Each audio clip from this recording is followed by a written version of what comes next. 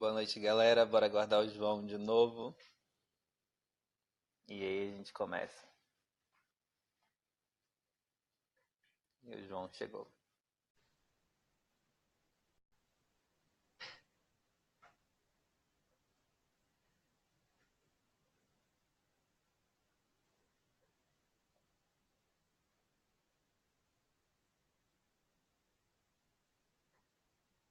Boa noite. Vamos esperar o João.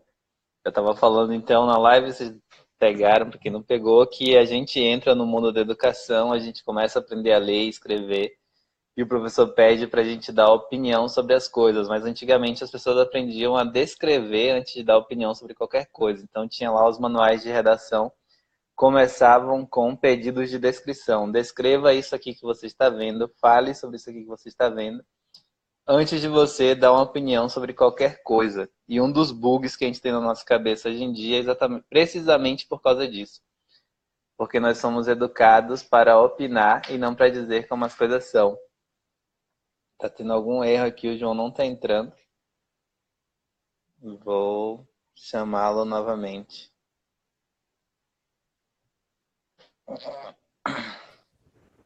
Entrou. Agora foi. E aí, tá com eco, sem eco? Parece que agora está Nossa, sem eco. cara. Ah, ótimo. Então vamos lá, João, pode falar. Como eu disse, a chamada da live de hoje tem algo de técnico, né? Descrição de uma paisagem. Mas vamos pensar, nós vamos entrar em detalhes das questões técnicas e tal, mas antes vamos fazer vamos pensar, vocês vão pensar comigo. Você nascemos todos, né? Estamos aqui na live, vocês aí em casa, em algum lugar, e o mundo já existia mundo, não é isso? Tá aí o mundo e tal. De um lado a natureza, do outro a sociedade, já está tudo aí pronto e tudo mais. Mas vamos fazer um exercício comigo agora. Um exercício rápido, mental. Vamos pensar o seguinte. Pense em tudo aquilo que você ama. Tudo que você ama. Todas as coisas que você mais ama. Pode ser até mesmo, claro que você vai pensar em comida, bebida, mas pense em pessoas, né? Pense em lugares e tal. Pense um pouco em tudo aquilo que você realmente, profundamente, sinceramente ama. Por exemplo, adoro farinha. Né? Eu sou baiano 100%. Então, feijão sem farinha e sem pimenta é guerra. Né? Eu costumo dizer que sem farinha não há civilização. Né? Toda vez que a gente viaja, a gente procura saber se o lugar tem farinha e cuscuz. E banana Pois da é, terra. coisas que amamos. Mas aí vocês vão pensar, por exemplo, em pessoas, principalmente pessoas que vocês amam profundamente. Né? E tendo isso na cabeça, pensando aí no seu coração, pondo isso no seu coração, aí você começa a pensar no exercício que já fizemos algumas vezes, vamos fazer de novo agora, que é o seguinte: pense na sua inexistência. Né? Tudo aquilo que você ama não passaria a existir se você não existisse. Aquelas coisas que você ama só existem, de certo modo, para você e você nelas, porque você existe. Então o mundo existe, já está aí pronto, você vê e tudo mais, mas pense realmente na sua inexistência. É um exercício estranho, eu sei, até angustiante, né? E se você for pai ou mãe, você vai pensar na relação com seu filho e você vai ver que a coisa fica mais angustiante ainda. Então pense que não existe sua história de jeito nenhum. Né? É estranho o exercício, eu sei. Mas aí Deus quis que você existisse e você passe a existir. Né? Então você está no mundo, você encontra já o mundo pronto e o mundo é paisagem. Eu faço essa reflexão toda porque é uma coisa que eu sinto desde menino, quero sempre passar para as pessoas, sempre, desde sempre, que é estar no mundo. Parece uma coisa muito boba, né? Estou no mundo e tal, claro, você está vivo, você está no mundo. Mas essa relação com o mundo de reverência, de maravilhamento. Né? Veja o quanto é difícil ter mundo, ter pessoas. Eu pedi para vocês pensarem na sua inexistência, por exemplo. Então pense na inexistência do mundo. Né? É um exercício estranho, angustiante, mas pense nisso. E, e aí você vai ver o seguinte, é,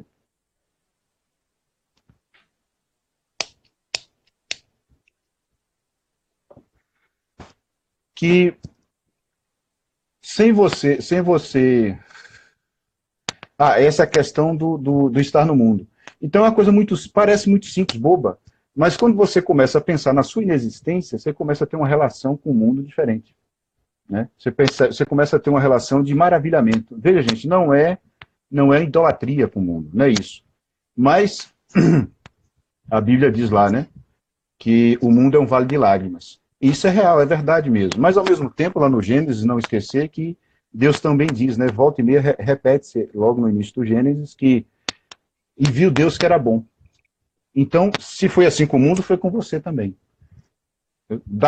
Tá confuso ou dá para acompanhar, Melk?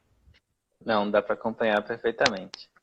Então, Se vocês tiverem alguma dúvida, coloca aí no chat. Aí você está do mundo, você veja. Então, a questão de estar no mundo, de ter esse maravilhamento com o mundo, né? Claro que a gente não pode viver o tempo todo dentro desse maravilhamento, senão a gente enlouquece, não faz as coisas práticas. Lembrando aquela imagem que eu falei para vocês do motorista e do passageiro, né? O motorista está sempre na atenção prática, porque senão ele vai bater o carro. O passageiro, ele pode utilizar a atenção amorosa, né? Tentar ver com atenção sincera para você ver com atenção amorosa. Então, esse exercício da descrição da paisagem é para você se perceber dentro do mundo, né, com esse maravilhamento, e ver que o mundo criado é criado por Deus, e você vai tentar descrevê-lo agora. Né? Então, como a gente já falou algumas vezes, a descrição é na tentativa de ser mais objetiva e clara possível.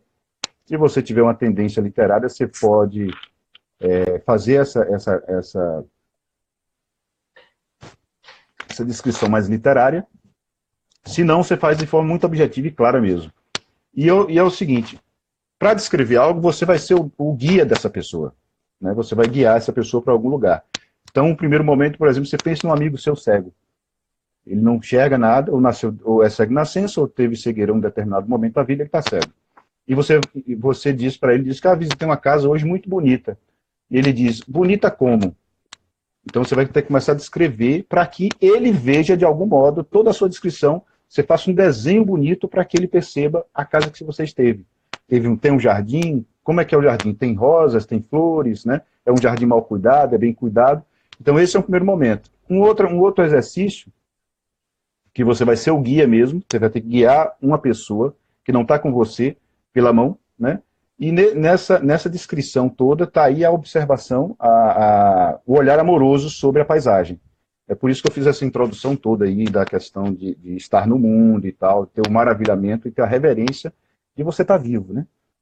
Então vamos imaginar uma praça, né? Geralmente, digamos que você vai andando por uma rua e destampa numa praça. A praça, geralmente, o espaço da praça é maior do que os arredores, né? Porque o espaço tem que caber a praça. Então aí, veja e reveja a praça. Faça isso imaginativamente. Veja e reveja a praça. Né? Descreva o que você vê. E aí você vai perceber que o espaço da praça é maior. Você começa pelo espaço, observa o espaço. Né? Você vai ver o céu por cima. Na praça você vai ter essa liberdade de ver mais o céu, as nuvens e tudo mais. Né? Aí depois desse olhar, veja os arredores da praça, né? As ruas, as árvores, né? Bancos, estátuas, tem isso. Veja que já estou descrevendo. Eu estou guiando vocês na descrição de uma praça. Né? Pessoas que vão e vêm, tem pessoas passando, está vazia. Né? Detenha-se numa dessas pessoas. Né? Depois você observa a praça, tente descrever o máximo que tem nessa praça, até as cores das coisas, né? Dá um colorido à sua descrição e concentre-se numa pessoa. Né? E aí, assim, o que é essa pessoa, né? É uma mulher, é um homem, uma criança, é alta, magra, baixa, enfim, toda essa descrição. Veste calça jeans, está de vestido, né, no caso da mulher. Você tente descrever o jeito de caminhar, ela anda assim, ela parece uma pata-choca, digamos assim, né? Ela anda de forma militar, né? Ou ele, coisas assim. Ela vai apressada, vai lentamente, veja que eu estou descrevendo tudo para vocês uma praça. E aí, veja que um olhar como o zoom, né? Você começou pela praça, céu, desceu, descreveu os arredores, focou na pessoa, focou como ela está vestida, como ela é. Foque no rosto agora da pessoa. veja aí que seu olhar fez um percurso de câmera, né? Qual a cor do rosto, como são os olhos, né? São expressivos, são meio apagados, vai nesse passo a passo, né? Em todo esse percurso do olhar, tente encontrar palavras que mais se aproximem da experiência real que você está vendo, né? Aquela questão, por mais objetiva que seja, você vai buscar uma expressão que case com o que você está vendo, né? Tentar unir as duas coisas. Veja aí que eu fiz o percurso inteiro da descrição de uma praça. É claro, eu usei a praça como exemplo, mas vocês podem usar o próprio quarto, uma rua, olhando de uma janela. Então, para harmonizar o olhar de vocês na descrição. Coloca cada coisa em seu lugar. Né? Porque não é descrição, às vezes o pessoal fala, é fácil fazer, que geralmente amontoam coisas. Então, você tem que dar um desenho harmônico a isso.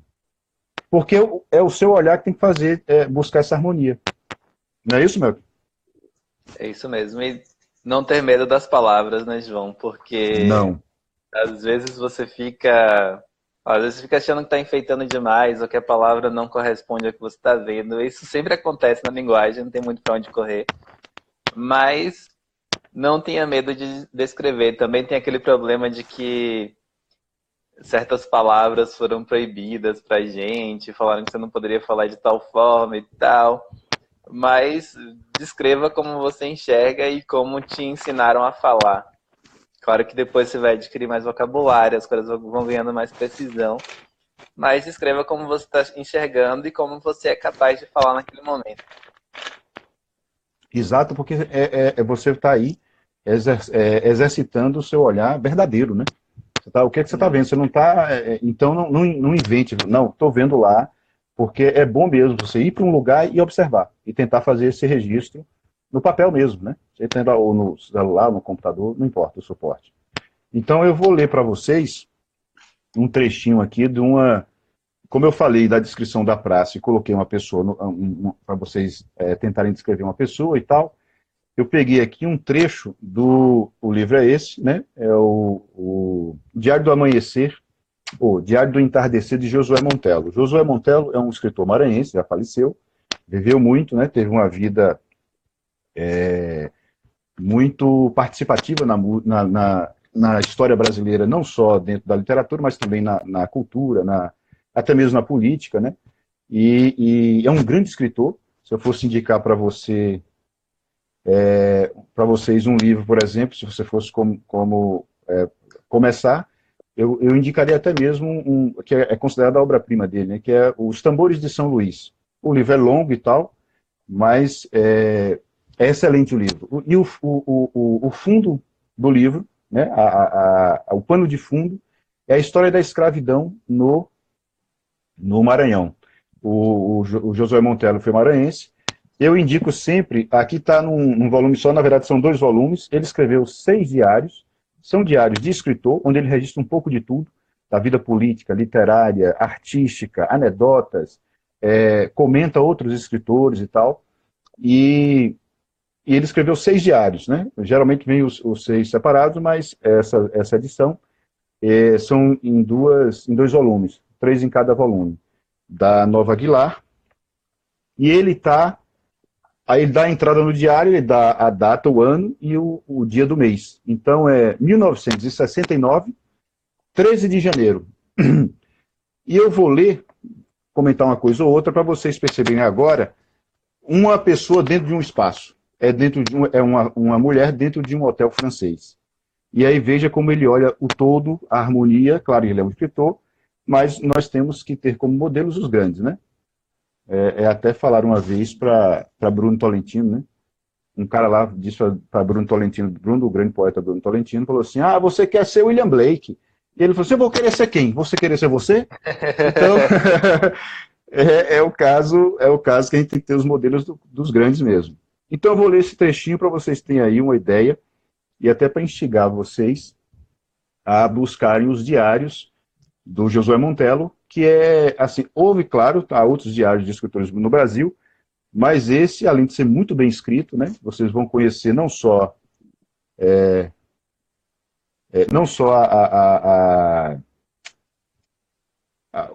a intimidade do escritor, mas também um pouco da vida como um todo histórica no Brasil.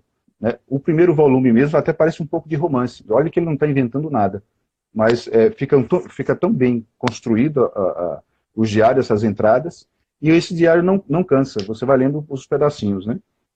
Então, o seguinte, 13 de janeiro de 1969. É uma senhora imensa, de cabeça pequena, alta, ombros estreitos, crescendo para baixo como uma pirâmide. Veja que a mulher parece uma pirâmide, né? Cabeça pequenininha e o corpo vai aumentando, né? A comparação ajusta-se à figura, tanto por sua disposição geométrica, quanto pela circunstância de que foi do Cairo que ela veio para o Hotel Bedford. E aqui se instalou em 3 ou 4 quartos, deixando sentir sua riqueza e seus exageros. Ele está descrevendo a mulher aí, nesse hotel parisiense, né? Ellen Mendes, Josué Montello, isso mesmo, Ellen, Josué Montello. Ele continua. Todos os dias, à mesma hora, ela desce para o almoço, no restaurante do hotel. Desce devagar, apoiando-se no corrimão, solene, distante, fechada em si, e exageradamente perfumada. De tanto perfume, chega a enjoar quem está por perto. Seu vestido longo, caído para os pés, folgado, espaçoso, aumenta-lhe o volume. Vocês estão vendo aí que ele vai utilizando o adjetivo muito bem colocado, né? Num crescendo, para enriquecer, e até mesmo tem muita ironia na descrição dessa senhora, né? A senhora parece uma pirâmide, a cabeça pequenininha, o corpo vai crescendo, né? Ou seja, a base é muito maior que a parte de cima, né? No primeiro dia, assim que chegamos, o Josué Montello está sempre com a esposa, a dona Ivone Montello, são eles dois, né? No primeiro dia, assim que chegamos, ensaiei cumprimentá-la. Não respondeu. De beiço levemente caído, com um repuxo para o lado esquerdo, né? A mulher já é um pouco estranha, né? Tinha no rosto a mímica do desdém absoluto. E realmente ele descreveu aí, né, o beiço caído, puxado para o lado esquerdo. A mulher já é feia e tem a mímica do desdém absoluto.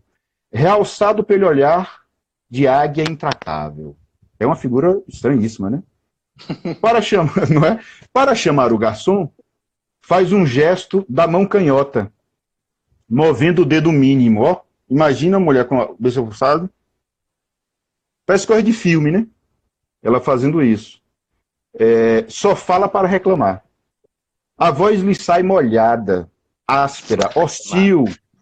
É o quê? Quarta camada. Quarta camada, brutal. A voz lhe sai... Olha como ele descreve a voz, né? Veja que os adjetivos parecem contraditórios. Ó. A voz lhe sai molhada, áspera, hostil, sem o corretivo do s'il vous plaît. O por favor em francês. Ela não agradece nada. Tenta imaginar uma voz molhada e ao mesmo tempo áspera. Fernando está dizendo aqui, que delicadeza para dizer que a mulher é um cão. É isso mesmo, Fernando, mas é isso mesmo, a mulher é terrível. E ele continua, em cada dedo exibe um anel de brilhante. As pulseiras de ouro e platina tilintam-lhe nos pulsos.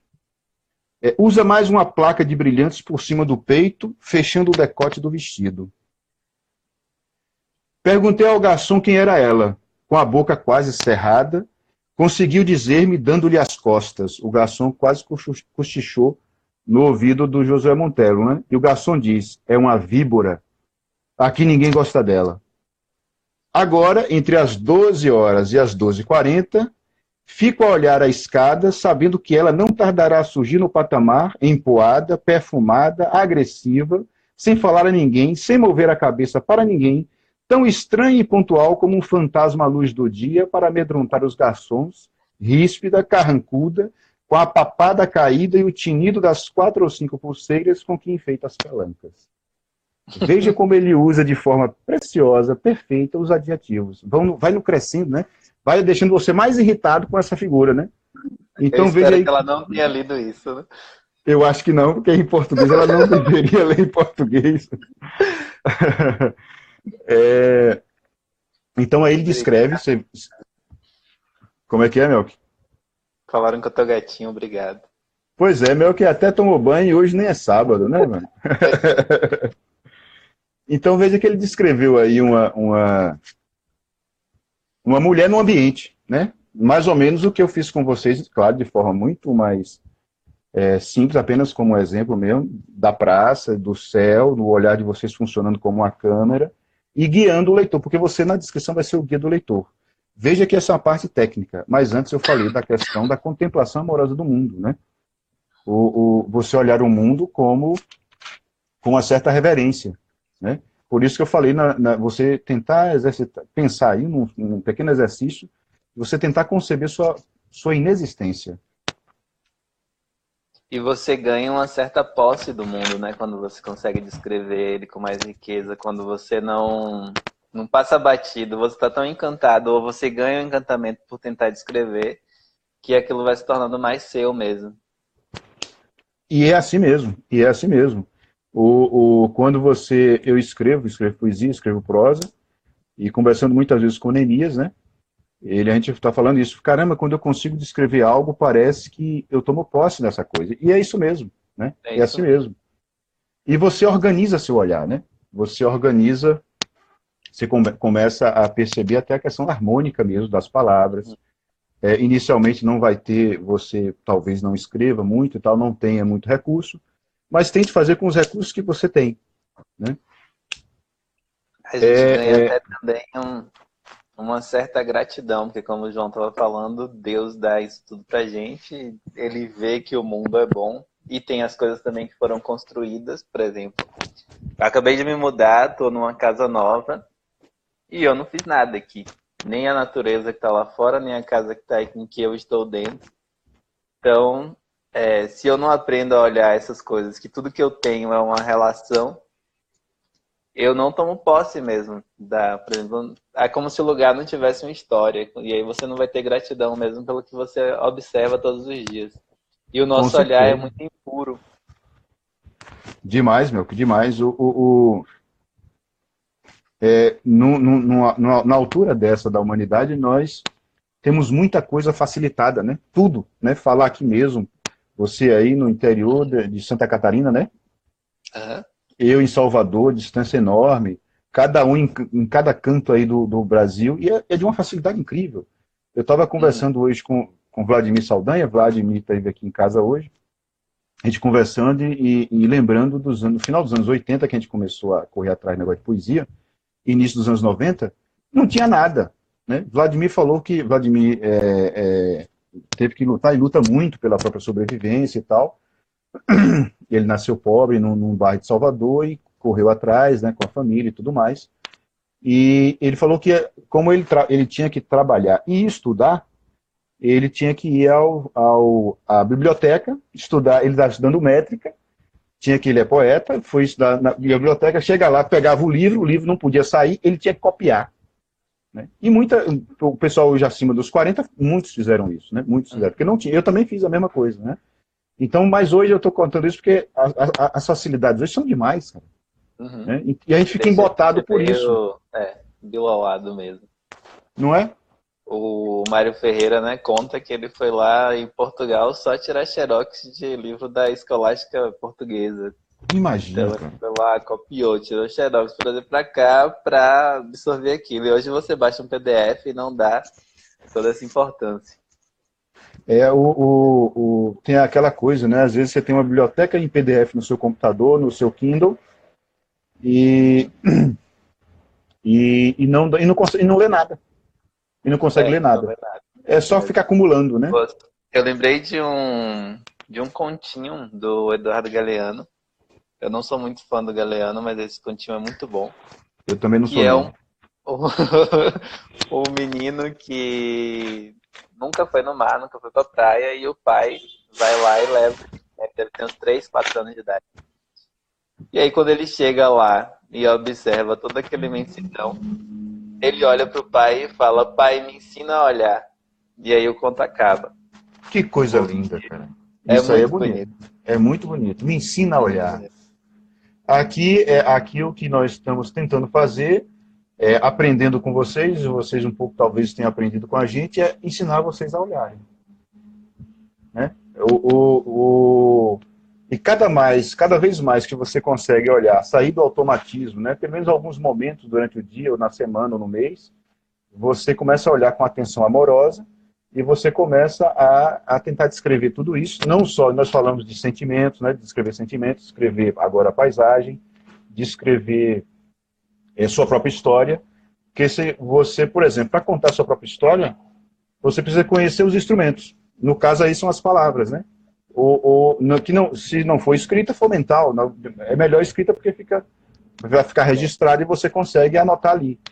E você precisa conhecer os instrumentos que você vai utilizar, né? E depois você precisa afinar esses instrumentos.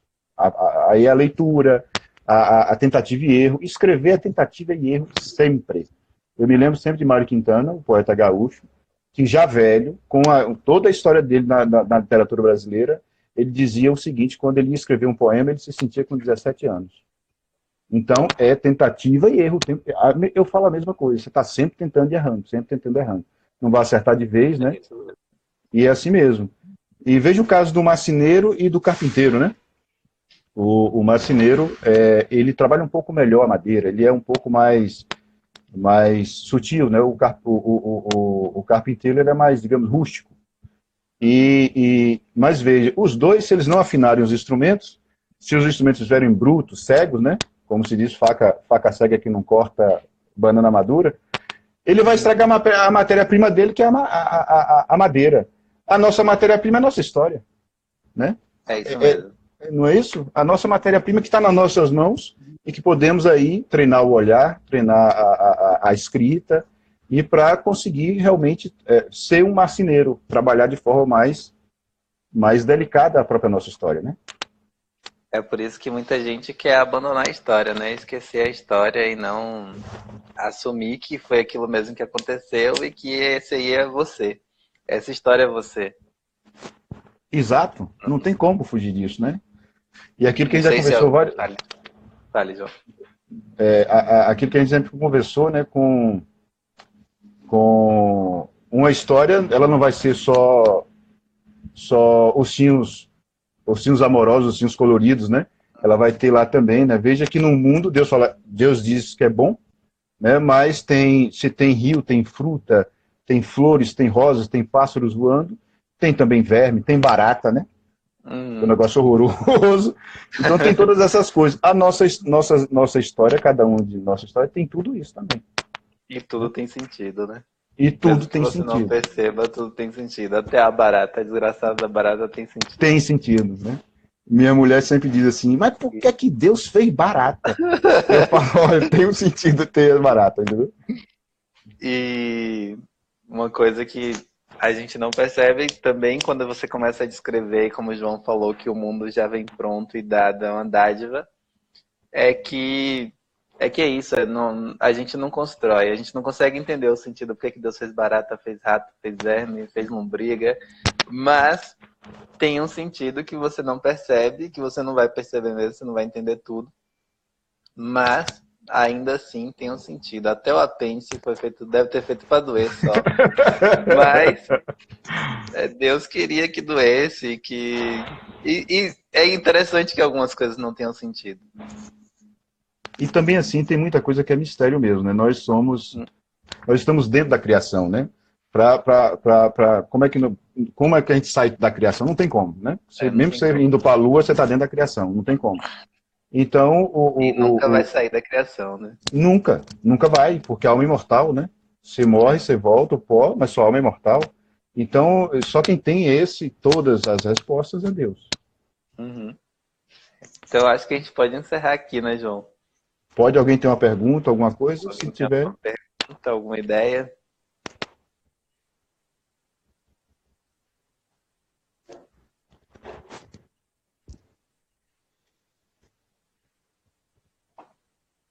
Aqui eu acho que não. Acho que a gente pode ficar por aqui e a gente volta amanhã. Muito obrigado, João. Até Obrigadão, amanhã. Eu que agradeço. Boa noite. Obrigadão para todos vocês. Até amanhã. Até amanhã a gente volta aí às 21h, viu? Um abração. Beleza. Amanhã é diálogo. Isso. Tá beleza? Então fique com Deus. Valeu, Melk.